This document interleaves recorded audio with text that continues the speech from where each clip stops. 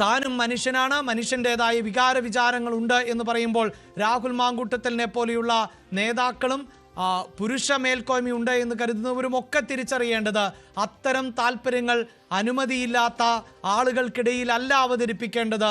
ഉഭയകക്ഷി സമ്മതപ്രകാരം ഉള്ള ഇത്തരത്തിലുള്ള ഇടപെടലുകളെ അല്ല ഞങ്ങൾ ചോദ്യം ചെയ്യുന്നത്.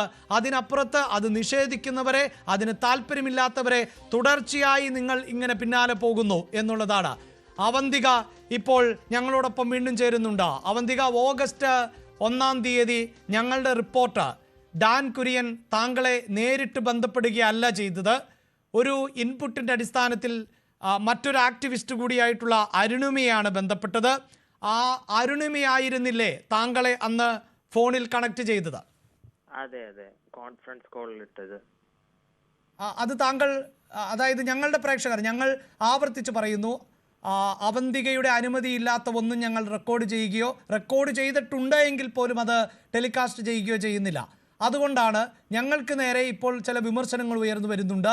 ഡാൻ കുര്യൻ എന്ന റിപ്പോർട്ടർ, ഞങ്ങൾ ന്യൂസ് 18 എന്ന വാർത്താ ചാനൽ, ഇതൊക്കെ ഒരു ഗൂഢാലോചനയുടെ ഭാഗമായി രാഹുൽ മാങ്കൂട്ടത്തിനെതിരെ തിരിഞ്ഞു എന്നാണ് രാഹുൽ പറയുന്നത്. അതുകൊണ്ട് ഞാൻ ആവർത്തിച്ച് ചോദിക്കുന്നു, പ്രേക്ഷകർക്ക് ക്ലാരിറ്റി വരുത്തുന്നതിന് വേണ്ടിയാണ്, ഞങ്ങളുടെ റിപ്പോർട്ടർ ഡാൻ കുര്യൻ ആയിരുന്നോ അന്ന് നേരിട്ട് വിളിച്ചത്, അതെയോ അരുണിമ എന്ന ആക്ടിവിസ്റ്റ് ആയിരുന്നോ തന്നെ താങ്കളെ ബന്ധപ്പെടുത്തിയത്? എനിക്ക് അതൊരു കോൺഫറൻസ് കോളായിട്ടാണ് വന്നത്. അതിൽ അരുണിമ ഉണ്ടായിരുന്നു, ഈ റിപ്പോർട്ടറും ഉണ്ടായിരുന്നു. എനിക്ക് ഡയറക്റ്റ് അരുണിമയുടെ കോളാണ് എന്റെ ഫോണിലേക്ക് വന്നിട്ട് എന്നോട് ആവശ്യപ്പെട്ടത് ഒരു കോൺഫറൻസിൽ ഇടുവാണെന്ന് പറഞ്ഞാണ് അന്ന് സംസാരിച്ചത്. യെസ്, ഒന്നാമത്തെ വാദം, രാഹുൽ മാങ്കൂട്ടത്തിലിന്റെ ഒന്നാമത്തെ വാദം എന്തായാലും ഇതോടുകൂടി പൊളിയുകയാണ്. ഡാൻ കുര്യൻ നേരിട്ട് അവന്തികയെ ബന്ധപ്പെടുകയായിരുന്നില്ല എന്ന് അവന്തിക തന്നെ സമ്മതിക്കുന്നുണ്ട്. ഡാൻ കുര്യനും ഞങ്ങളോടൊപ്പം തന്നെ തുടരുന്നുണ്ട്. ഡാനിലേക്ക് വരുന്നതിന് മുമ്പ് 1-2 കാര്യങ്ങൾ കൂടി ഞാനൊന്ന് ചോദിച്ചു കൊള്ളട്ടെ. അന്ന് അതെല്ലാം അവന്തിക നിഷേധിച്ചു. ഞങ്ങളുടെ റിപ്പോർട്ട് ചോദിച്ചത് ഏതെങ്കിലും തരത്തിൽ തിക്താനുഭവമുണ്ടോ, ജീവന് ഭീഷണിയുണ്ടോ, അങ്ങനെയൊക്കെയുള്ള ചില സാഹചര്യങ്ങളിലൂടെയാണ് അവന്തിക കടന്നു പോകുന്നത് എന്നാണല്ലോ മനസ്സിലാക്കാൻ സാധിച്ചത് എന്നുള്ളതായിരുന്നില്ലേ ചോദ്യം? അതെ. ആ സമയത്ത് അവന്തിക അതെല്ലാം നിഷേധിച്ചു അല്ലേ? അതെ അതെ. അതെന്തുകൊണ്ടായിരുന്നു നിഷേധിച്ചത്? എനിക്ക് പേടി ഉണ്ടായിരുന്നു ആ സമയത്ത്. എനിക്ക് പിന്നീട് അത് തുറന്നു പറയാനും തോന്നിയ സമയത്തും ഈ ന്യൂസ് 18 റിപ്പോർട്ടർ എടുത്താൽ ഞാൻ ആദ്യം തുറന്നു പറയുന്നതും. അവന്തിക, എൻ്റെ ചോദ്യങ്ങൾ താങ്കൾക്ക് ബുദ്ധിമുട്ടുണ്ടാക്കിയോ, മറുപടി പറയാൻ ബുദ്ധിമുട്ടുണ്ടോ എങ്കിൽ ഒഴിഞ്ഞു മാറാം, അല്ലെങ്കിൽ പറയാൻ പറ്റില്ല എന്ന് തന്നെ പറയാം. പക്ഷേ ഈ രാഹുൽ മാങ്കൂട്ടത്തിന് എങ്ങനെയാണ് താങ്കളുമായി നടത്തിയ ഈ ശബ്ദം അല്ലെങ്കിൽ റെക്കോർഡഡ് വേർഷൻ ലഭിച്ചത് എന്ന് താങ്കൾക്ക് പറയാൻ സാധിക്കുമോ? അയാൾ എൻ്റെ അടുത്ത് ആവശ്യപ്പെട്ടു, അന്ന് റിപ്പോർട്ടർ വിളിച്ചിരുന്നോ എന്ന് ചോദിച്ചു. ഞാൻ പറഞ്ഞു വിളിച്ചിട്ടുണ്ടായിരുന്നു, ആ റെക്കോർഡർ എനിക്ക് വേണമെന്ന് കേൾക്കാനാന്ന് പറഞ്ഞു. അങ്ങനെയാണ് ഞാൻ എന്റെ ഭാഗത്തു നിന്നാണ് അയാൾക്ക് ഞാൻ അയച്ചു കൊടുത്തത്. അതായത് താങ്കൾ തന്നെയാണ് അയച്ചു കൊടുത്തത്. ഇപ്പോൾ രാഹുൽ എന്താണ് പറയുന്നത് എന്നറിയാമോ? അതായത് മോശമായിട്ടാണ് അവന്തികയോട് പെരുമാറിയത് എങ്കിൽ പിന്നെ എങ്ങനെയാണ് അവന്തികയ്ക്ക് ഈ ശബ്ദ സംപ്രേഷണം അടക്കം അല്ലെങ്കിൽ റെക്കോർഡഡ് വേർഷനൊക്കെ രാഹുലിന് അയച്ചു കൊടുക്കാൻ സാധിക്കുക എന്ന ന്യായമാണ് അദ്ദേഹം ചോദിക്കുന്നത്. അങ്ങനെ അയാളിപ്പോ പുറത്തു വിട്ടേക്കുന്ന ഞാൻ വാട്സാപ്പിൽ സംസാരിച്ചത് മാത്രമാണ്. അപ്പൊ അയാൾ എന്റെ ടെലഗ്രാമിൽ ഞാൻ സംസാരിച്ചത് എന്തുകൊണ്ട് പുറത്തു വിടുന്നില്ല? എന്തായിരുന്നു സംസാരിച്ചത് എന്ന് പറയാൻ പറ്റുന്നതാണോ?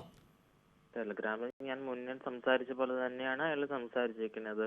മുന്നേ ഞാൻ വെളിപ്പെടുത്തിയ കാര്യങ്ങൾ തന്നെയാണ്. റേപ്പ് ചെയ്യണമെന്നും അവിടെ വരണമെന്നും ആവശ്യപ്പെട്ട വൾഗറായിട്ടുള്ള ലൈംഗിക ചുവയുള്ള സംസാരങ്ങളായിരുന്നു ടെലഗ്രാമിലൂടെ എന്റെ അടുത്ത് സംസാരിച്ചിരുന്നത്. അവന്തിക ഇപ്പോഴും അടുത്ത സുഹൃത്താണ്. അങ്ങനെയുള്ളൊരു ആ സൗഹൃദത്തിന്റെ പുറത്തുള്ള സംഭാഷണങ്ങളാണ് അവന്തികയുമായി നടക്കുന്നത് എന്നാണ് രാഹുൽ അവകാശപ്പെടുന്നത്. അങ്ങനെ അടുത്ത സുഹൃത്താണെങ്കിൽ ഇത്തരം പ്രശ്നങ്ങൾ ഉണ്ടായ സമയത്ത് എന്നെ വിളിച്ചാൽ എന്താണ് പ്രശ്നമെന്ന് സംസാരിക്കാൻ ഇയാൾ തയ്യാറായിട്ടില്ലല്ലോ. അതായത് താങ്കളുടെ ഒരു കൺസേണും ഇല്ലാതെ റേപ്പ് ചെയ്യണം എന്ന്, റേപ്പിനാരും കൺസേൺ കൊടുക്കില്ല എന്നത് അങ്ങേയറ്റത്തെ വൈരുദ്ധ്യമാണ്. അതാ എനിക്ക് തോന്നിയത്, അയാളുടെ സംസാരത്തിൽ നിന്ന് അയാളുടെ ഒരു സെക്ഷൽ ഫാന്റസി ആയിട്ടാണ് എനിക്ക് തോന്നിയത് താങ്കളോട്. അതെ. യെസ്, ഞാൻ ഡാൻ കൂടിയുണ്ട്. ഡാനിനെ കൂടിയാണ് ഈ ഗൂഢാലോചനയുടെ ഭാഗമാക്കി രാഹുൽ മാങ്കൂട്ടത്തെ ചിത്രീകരിക്കുന്നത്. ഞങ്ങളതിൽ തുറന്ന് സുതാര്യമായി തന്നെ പ്രേക്ഷകരോട് ഇനിയും സംബന്ധിച്ചുകൊണ്ടേയിരിക്കും, അതിൽ തർക്കമില്ല. ഡാൻ. അവന്തിക, ഇത് ഗൂഢാലോചനയാണ്. നമ്മൾ ഓഗസ്റ്റ് 1 രാത്രിയിൽ നടത്തിയ സംഭാഷണം, അത് കഴിഞ്ഞ ദിവസം നടത്തിയ വെളിപ്പെടുത്തലുകൾ, അതിനിടയിൽ എന്തോ ഗൂഢാലോചന നടന്നിരിക്കുന്നുവെന്നാണ് രാഹുൽ മാങ്കൂട്ടത്തിൽ മാധ്യമങ്ങളോട് മുഴുവൻ ആവർത്തിച്ചിരിക്കുന്നത്. രാഹുലിനെതിരെ ഗൂഢാലോചന നടക്കുന്നു, അതിൽ ഞാനും താങ്കളുമടക്കം പങ്കാളികളാണ് എന്നാണ് രാഹുൽ പറയുന്നത്. എനിക്ക് നിയമപരമായ ഏത് വഴിയിലും അങ്ങനെ ഒരു ഗൂഢാലോചന ഉണ്ടെങ്കിൽ തെളിയിക്കട്ടെ, അത് രാഹുലിനെ പോലെ ആരോപണം വരും, അത് അതുവഴി അങ്ങ് പൊക്കോളൂന്നല്ല, ഏത് നിയമവഴിയിലും അത് നേരിടാൻ ഞാൻ തയ്യാറാണ്. അവന്തികയുടെ നിലപാട് എന്താണ് അക്കാര്യത്തിൽ? ഞാനും തയ്യാറാണ്. അങ്ങനെ ഗൂഢാലോചന ഉണ്ടെന്ന് അയാൾ വാദിക്കുന്നുണ്ടെങ്കിൽ നിയമപരമായ അയാൾ തന്നെ തെളിയിക്കട്ടെ. അതായത് ഇപ്പോൾ ഇങ്ങനെ ഒരു പ്രതിരോധം തീർത്തുകൊണ്ട് രാഹുൽ മാങ്കൂട്ടത്തിൽ രംഗത്ത് വന്നാൽ കേൾക്കേണ്ടി വന്ന ആരോപണങ്ങളിൽ നിന്ന് മുഴുവൻ ഒളിച്ചോടാനും രക്ഷപ്പെടാനും കഴിയുമെന്ന് അവന്തികയ്ക്ക് തോന്നുന്നുണ്ടോ? ഇതിൽ എനിക്ക് മാത്രം എന്താണ് മറുപടി തന്നെന്ന് എനിക്ക് മനസ്സിലാവുന്നില്ല. ആ റെക്കോർഡിന്റെ ഇതിൽ തന്നെയാണ് അയാൾ എനിക്ക് മറുപടി തന്നെന്ന് എനിക്ക് തോന്നുന്നു. മറ്റുള്ള വ്യക്തികൾക്ക് ആർക്കും ഇയാൾ മറുപടി കൊടുത്തിട്ടുമില്ല. ഒരുപക്ഷെ അതൊരു ഗൂഢാലോചനയാണെങ്കിലോ മറ്റൊരു തന്ത്രമാണെങ്കിലോ ഉള്ളതിൽ വെച്ച് ഏറ്റവും കാഠിന്യം കുറഞ്ഞ പരാതി താങ്കളുടേതാണ്. മറ്റേതൊക്കെ ഗർഭചിത്രമാണ്. അപ്പൊ ആ വിവാദങ്ങളിൽ നിന്ന് വാർത്ത തിരിച്ചുവിടാൻ അതിലെ ഏറ്റവും ലഘുവായ ഒരു ആരോപണം മുമ്പിൽ വെച്ച് നടത്തുന്ന ഒരു നീക്കമാണെങ്കിലോ? മറ്റുള്ളവർക്കൊരു ബാക്ക് സപ്പോർട്ടും ഉണ്ട്. ബിക്കോസ് എനിക്കൊരു ബാക്ക് സപ്പോർട്ട് ഇല്ല. ഞാൻ ഒറ്റയ്ക്ക് നിന്ന് ഇവിടെ പോരാടുന്നത്. എനിക്കൊരു പാർട്ടിയുടെ സപ്പോർട്ട് ബാക്കിൽ നിന്ന് കിട്ടുന്നില്ല. അപ്പൊ താങ്കൾക്ക് ഏതെങ്കിലും തരത്തിലുള്ള ഭീഷണി കഴിഞ്ഞ ദിവസം ഇതൊരു തുറന്നു പറച്ചിൽ എന്നോട് നടത്തിയതിലൂടെ, ഞങ്ങളുടെ ചാനലിലൂടെ അത് തുറന്നു പറഞ്ഞതിലൂടെ താങ്കൾക്ക് ഏതെങ്കിലും തരത്തിലുള്ള ഒരു ഭീഷണി നേരിടുന്ന സാഹചര്യം നിലവിലുണ്ടോ? നിരന്തരമായിട്ട് എനിക്ക് ഭീഷണികളാണ്. ഫേസ്ബുക്ക് ഉൾപ്പെടെയുള്ള സോഷ്യൽ മീഡിയകളിൽ എന്റെ ഫോട്ടോയും ചില മന്ത്രിമാരുടെ ഫോട്ടോയും ഞാൻ കൂടെയുള്ള ഫോട്ടോയും ചില നേതാക്കന്മാരുടെ കൂടെയുള്ള ഫോട്ടോയും എല്ലാം വെച്ചിട്ട് നിരന്തരമായി സൈബർ അറ്റാക്കിംഗ് ആയി നേരിട്ടുകൊണ്ടിരിക്കുന്നത്. മാത്രമല്ല ഫേക്ക് ഐഡിയകൾ ഉപയോഗിച്ച് എനിക്ക് മെസ്സേജുകൾ ഇഷ്ടം പോലെ മെസ്സേജ് റിക്വസ്റ്റിൽ വന്നിട്ടുണ്ട്. ഇതൊക്കെ ഞാൻ ഒരു ഭാഗത്തുനിന്ന് കണ്ടില്ലെന്ന് നടിച്ചാണ് മുന്നോട്ട് പോയിക്കൊണ്ടിരിക്കുന്നത്. ഒരു കാര്യം കൂടി, ഇത്രയധികം പ്രശ്നങ്ങൾ ഉണ്ടായിട്ടും താങ്കൾ എന്തുകൊണ്ടാണ് നിയമപരമായി ആദ്യമായി രാഹുൽ മാങ്കൂട്ടത്തിന്റെ പേര് പറഞ്ഞ് ഒരു ഗുരുതര ആരോപണം ഉന്നയിച്ച് രംഗത്തെത്തിയത് അവന്തികയാണ്? പിന്നെ എന്തുകൊണ്ടാണ് ഇത്രയധികം ദിവസം കഴിഞ്ഞിട്ടും നിയമ വഴിയിലേക്ക് നീങ്ങാൻ നിങ്ങൾ മടിക്കുന്നത്? നിയമപരമായി നേരിടാൻ എന്തെങ്കിലും ടെലഗ്രാമിൽ അയച്ചിരിക്കുന്ന മെസ്സേജുകൾ വാനിഷ് മോഡിലാണ്. ആ മെസ്സേജുകൾ വീണ്ടെടുക്കാൻ എൻക്രിപ്റ്റഡ് ആണ്. വീണ്ടെടുക്കാൻ സാധിക്കാത്ത മെസ്സേജുകളാണ്. അതാണ് ഇയാൾക്ക് ഏറ്റവും കൂടുതൽ ബലം നൽകുന്നത്.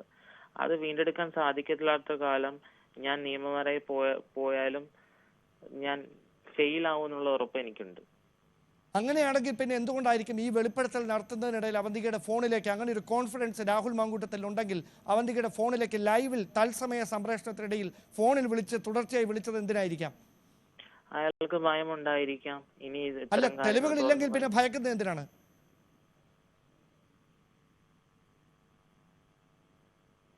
ഹലോ, കേൾക്കാം, പറഞ്ഞോളൂ. തെളിവുകളൊന്നും കൈവശമില്ല എങ്കിൽ അവന്തികയുടെ കൈവശം എൻക്രിപ്റ്റഡ് ആയിട്ടുള്ള കാര്യങ്ങൾ മാത്രമേ